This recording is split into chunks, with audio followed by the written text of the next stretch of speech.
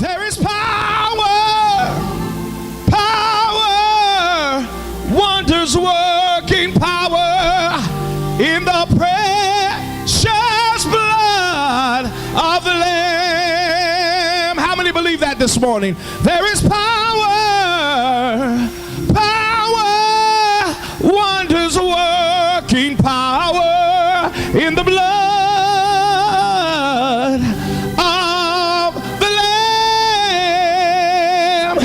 There is power, power, wonders working power in the precious blood of the Lamb. Luke 8:43. Luke 8:43 through 48, and it reads as follows. And a woman having an issue, someone say issue, of blood 12 years, which had spent all her living upon physicians, neither could be healed of any. Verse number 44. Came behind him and touched the border of his garment, and immediately her blood was stanched. Let me read from where you're reading from. Verse number 45. And Jesus said, who touched me? When all denied Peter, and they that were with him said, Master, the multitude throng thee and press thee. And sayest thou, who touched me? Verse number 46. And Jesus said, somebody has touched me, for I perceive the virtue is gone out of me. Verse number 47. And when the woman saw that she was not hid, she came trembling and falling down before him, and she declared unto him before all the people for what cause she had touched him, and how she was healed immediately. Verse number 48. And he said unto her, daughter, be of good comfort, thy faith has made thee whole. Go in peace. Go back to verse number 43. Before you're seated, just take this thought with you to your seat. If I can but get into his presence, everything will be all right. If I can just get into his presence, everything will be all right. You may be seated in the presence of God. Y'all going to talk to me this morning?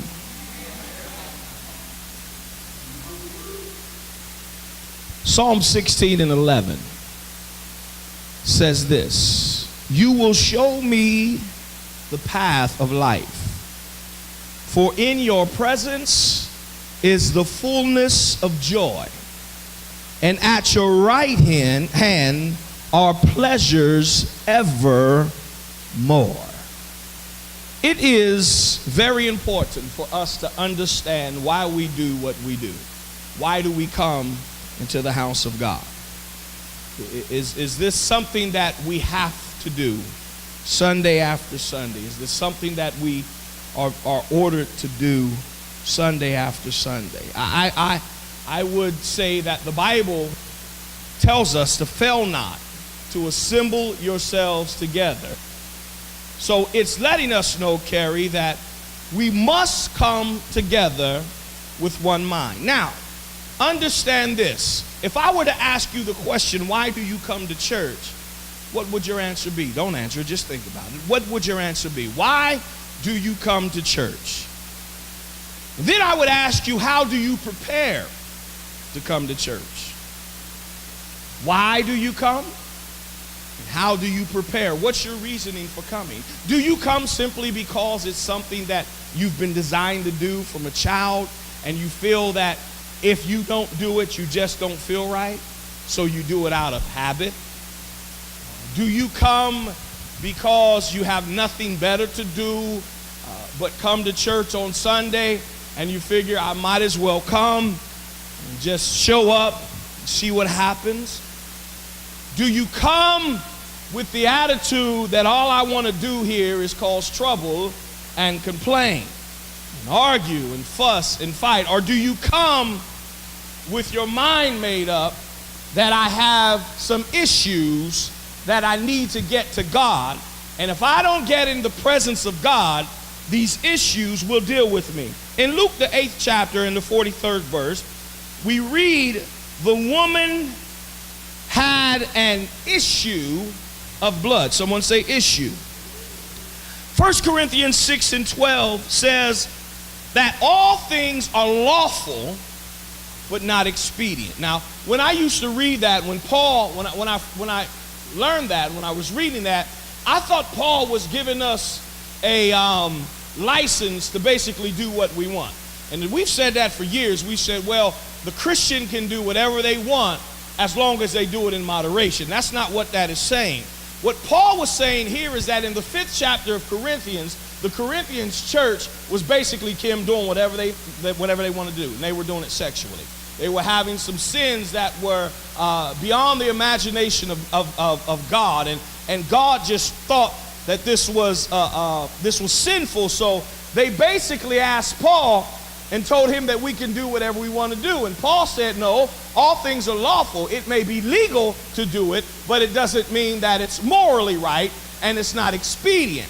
And if you allow yourself to do some things that you think aren't sin, they may not be sins. Watch this. Everything we call sin isn't sin. How many would agree with that? Everything we call sin is not sin. No matter what we've been taught, it is not a sin. There are some things that are sin, but everything that we do is not a sin. But just because it's not a sin does not mean that it's good for the Christian.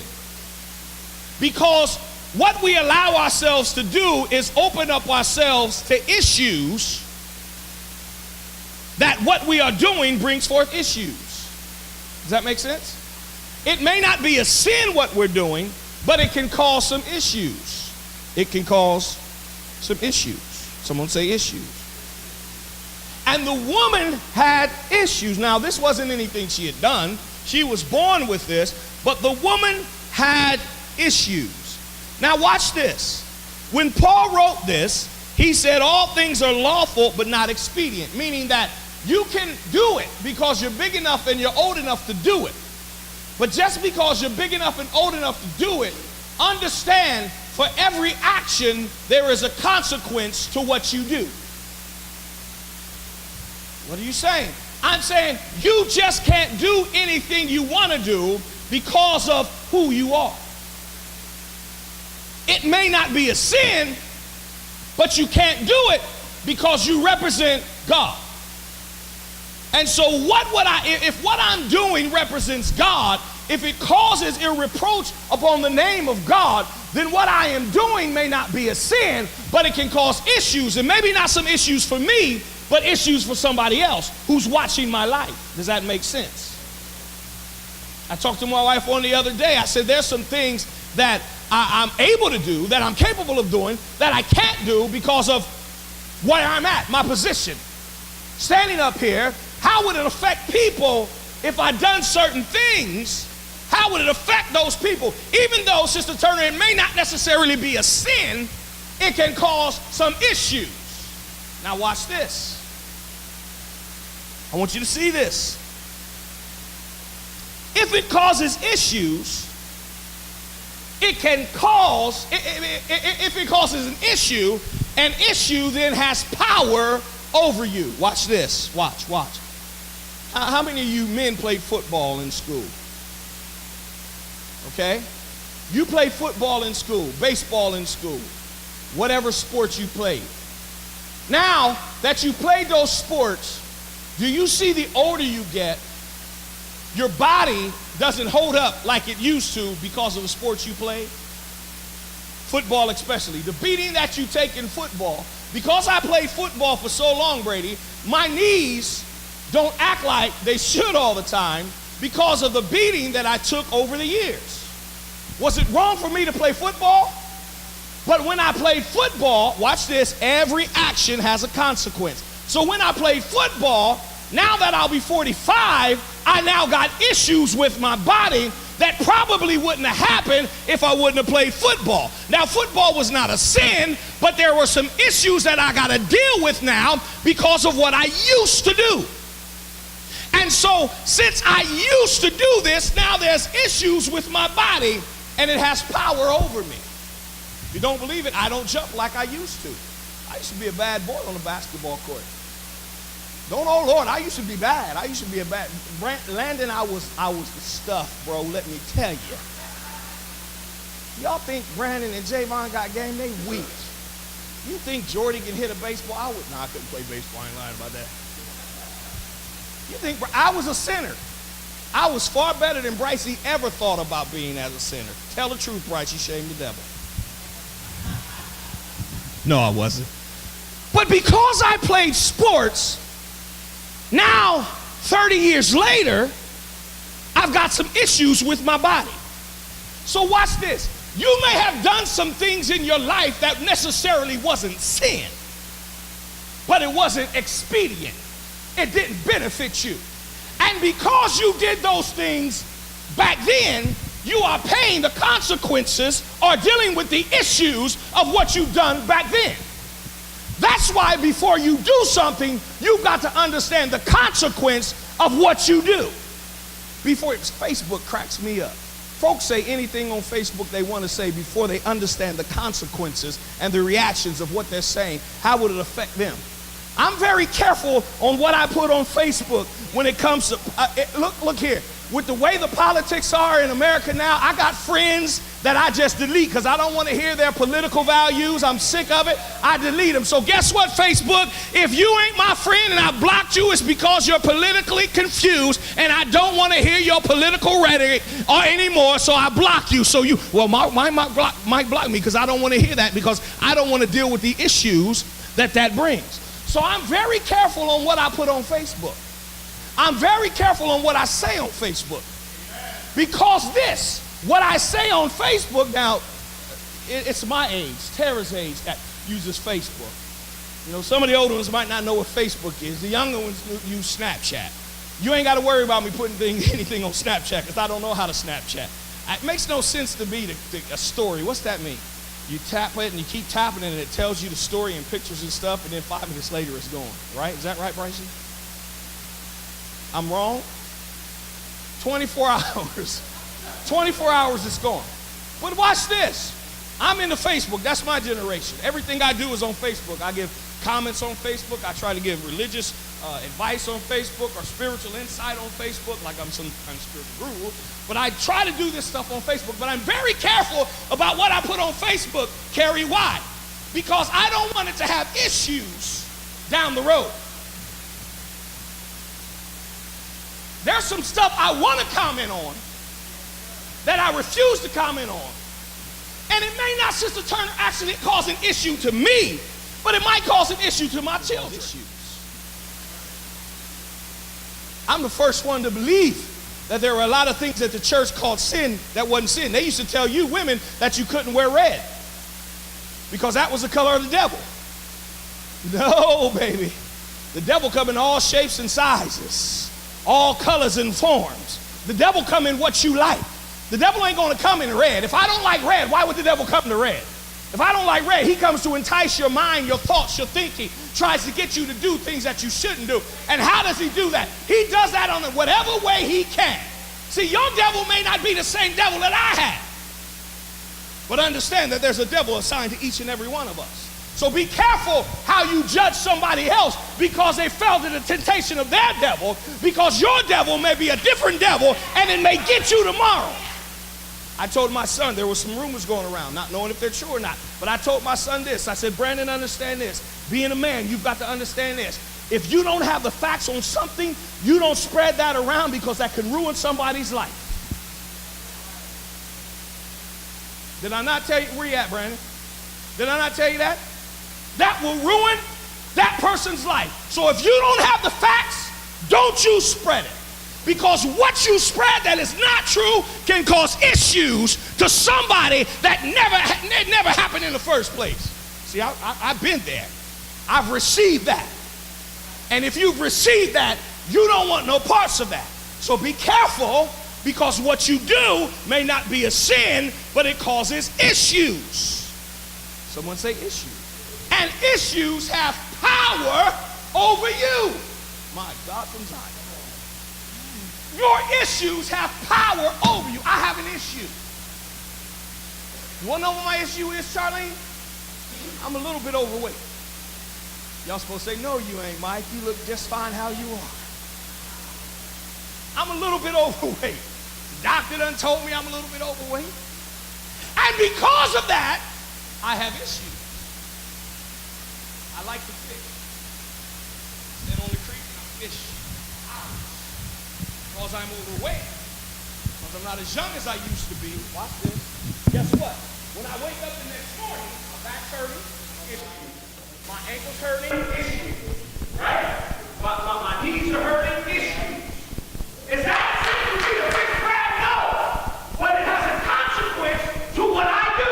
Every action has a consequence. And consequences are issues. So issues have power over you. The woman had an issue. You don't have to say a blood. All you got to do is say she had an issue. I don't need you to raise your hand, but is there anybody in here that's ever had an issue that you had to deal with? It may be something you've done. It may be a wrong decision you made. And you have to suffer the consequences of the issue that you did something. But there's a but. Someone say there's a but. I'm really feeling this message this morning. Maybe you're not, but I'm preaching this thing better than you saying it. The issue you have would have power over you only if you let it. The issue you have can only have power over you only if you let it.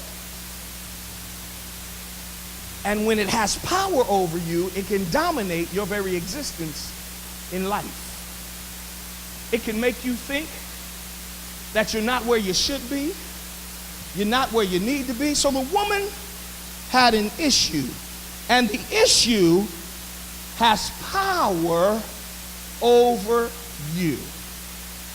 Some of us are suffering consequences of things we did in our past. Probably most of us are suffering the consequences of the things we did in the past. Even though God has delivered us from those delivered us from those things that we've done, now we have to suffer the consequences of what we've done.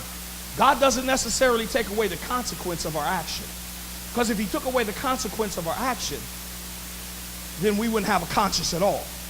But he gives us a conscience so that we can serve him freely. All right, am I making sense? And since he gives us a conscience so we can serve him freely, the consequences of our actions, even though we've been delivered from the actions, we may not be delivered from the consequences.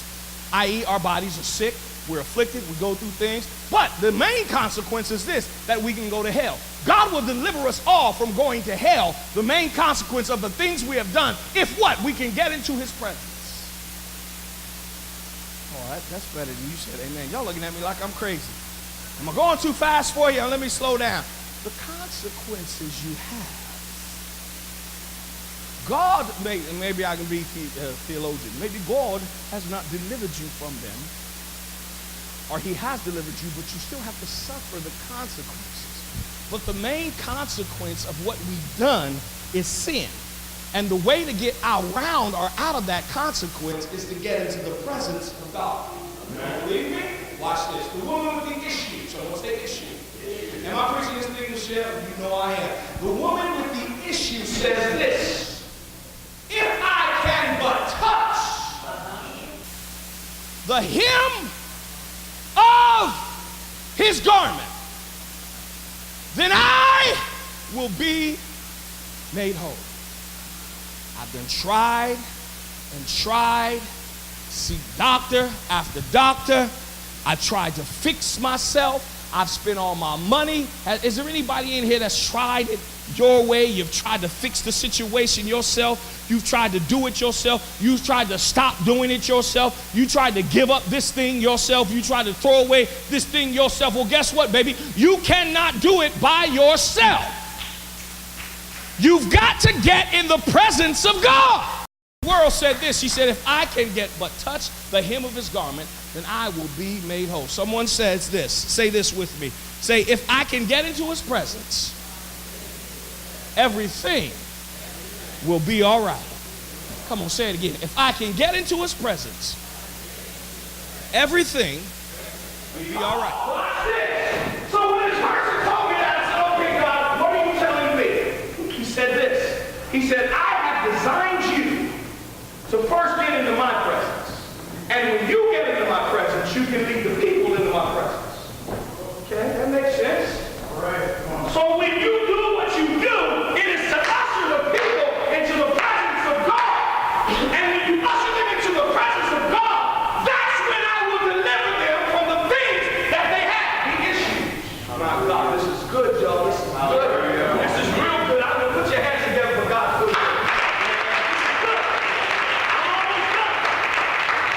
So he told me that you need to lead the people into my presence. In other words, you're a Levitical priest. That's what you take on. The Levitical priests were the ones who led the people into the holy ones. Am I right about the evangelist?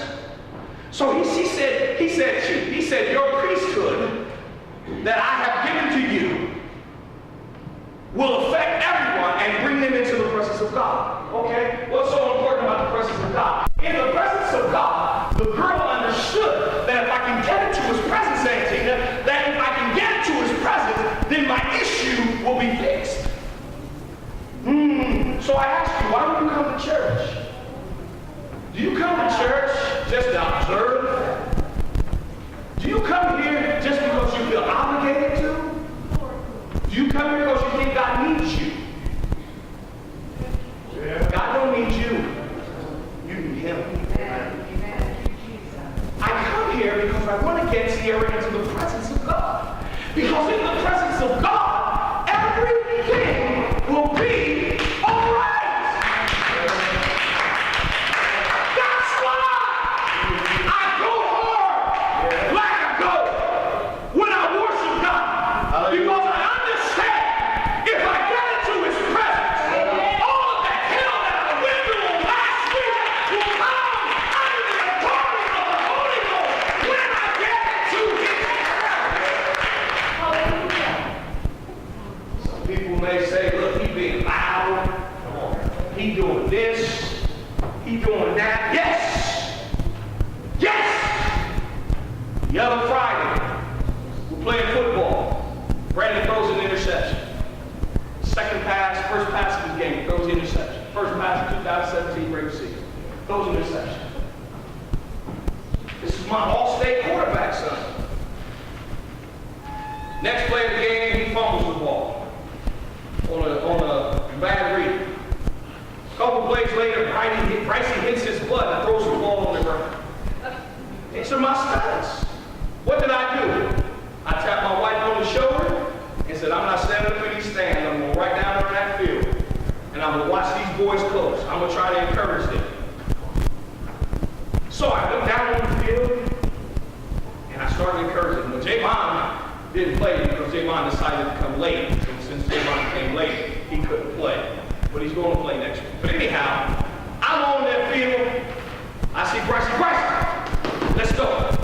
Let's go. I went to coach him. Javon, I'm ready. 14. Come on, take yourself, son. We got to do this. Charlie, y'all ready? Y'all slow down the field.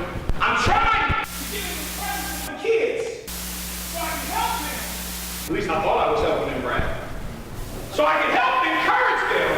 So it's the same thing I do when I come to church. I try to encourage you and motivate you if we link up together and we enter the presence of God together, that whatever you've been going through, God will work it out because you're in his presence.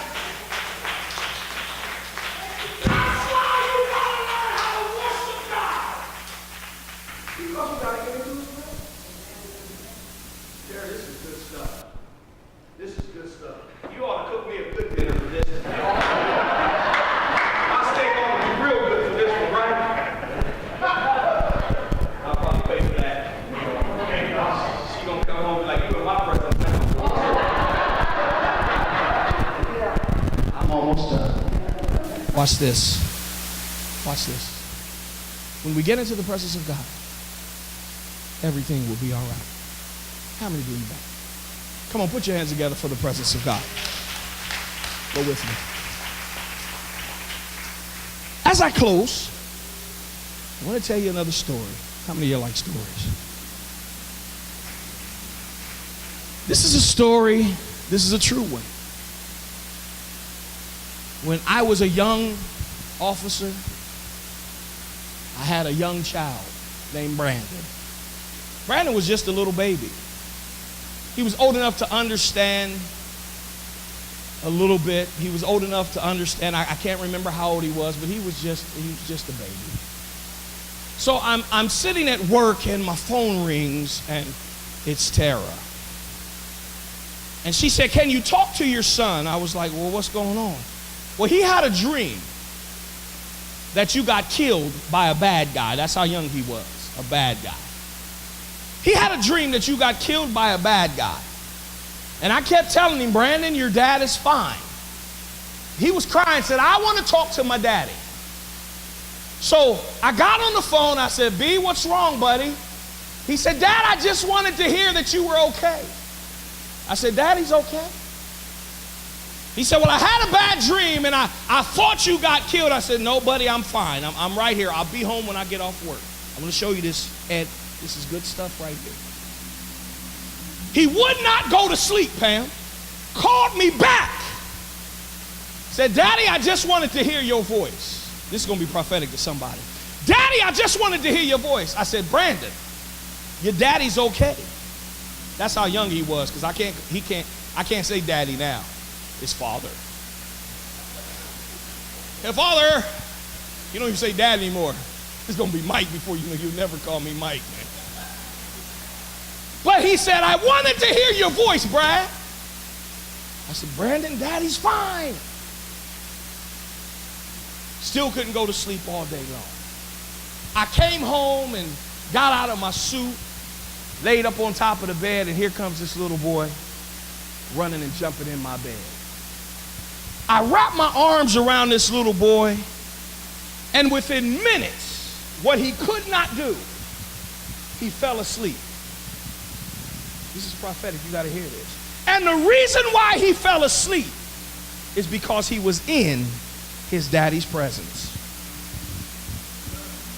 Man, that's good. That's better than you clapping. The reason why he fell asleep is because he was in his daddy's presence. Now watch this, y'all. Brandon, this is cool stuff. He heard my voice, but that just wasn't enough. He heard me on the phone, but that just wasn't enough. But Tanya, when he got into my presence, he knew everything was going to be all right. And some of us need to hear our daddy Jesus' voice. We can hear his voice, but we're still going through. We can hear his voice, but we still have doubt. We can hear his voice, but we still don't understand. But when we get into his presence, when we get into his presence, and everything will be all right. If I can get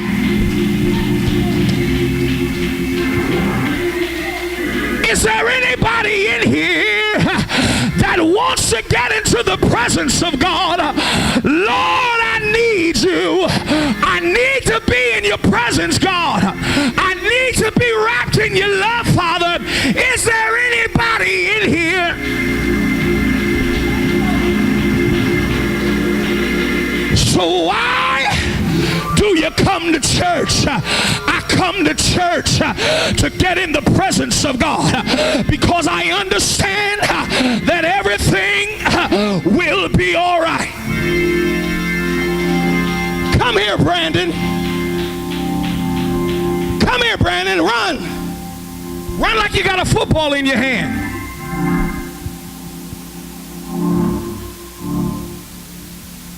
Now that little boy is bigger than me. I want to show you this. There's going to be a time, as much as I respect my dad and how strong he is, I understand now that it's my turn to protect him, because he's not as young as he used to be. But now that little boy that I was protecting is now big enough to wrap his arms around me. Put your arms around me. You got to hug your dad in front of everybody. You see, I protected him, Brandon. Your babies you're protecting right now, but there's going to come a time when they're this big, and they'll have to protect you. But what's important that he's still in my presence. What I've taught him when he goes to school will still be attached to my presence. What he learned from me will still be attached to my presence. So you wonder why I try to be around my kids? Because I understand when they leave me. No, you can't let me go. This dude hate being up front. I never seen it. Dude, stop. Call me dude. I'm your father. Don't call me dude. Dude, calling me. How disrespectful. Stop. He telling me stop walking. Just preach with me. So, I done lost my thought talking to you, man. What was I going to say? Wow. There you go. But I protect. As hard as it was to let Brycey go to New York, what you've instilled in him. That's what I say. Oh, okay. Jordy, go to New York. What you've instilled in him and the presence that you pray upon him before you leave. When we prayed at my house before you left, we dispatched the presence of God to go with him. So when you dispatch the presence of God to go with him, now that even, you can let me go now. Now that even though I'm not with him and he's going off doing his own thing, he's big enough to drive, I have enough faith and confidence to know that because he spent time in his daddy's presence, learning how to be a man, that he's going to make the right decisions. That's good stuff right there.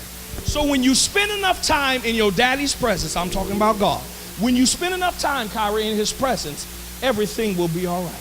That's what you got to do. You got to get into his presence. And when you sit in his presence and you learn about him and you fast and you pray and you seek his face, you got to understand this is a spiritual journey. We've lost the art, Mother Cooper, we've lost the art of fasting and praying like we used to. So what you need to do is learn how to get into the presence of God. If I can just get into his presence, it'll be all right. It'll be all right. It's not too hard. It's not too hard. There's nothing too hard for God. If I just get into his presence, everything will be all right. Everything will be all right. I need thee, oh, I need thee. Is there anyone that needs him today? Every hour I need thee. Oh, bless me now. Won't the altar ministry come? My Savior, I come, Javon, to thee. Come on, wherever you are, sing that song. I need thee, oh, I need thee.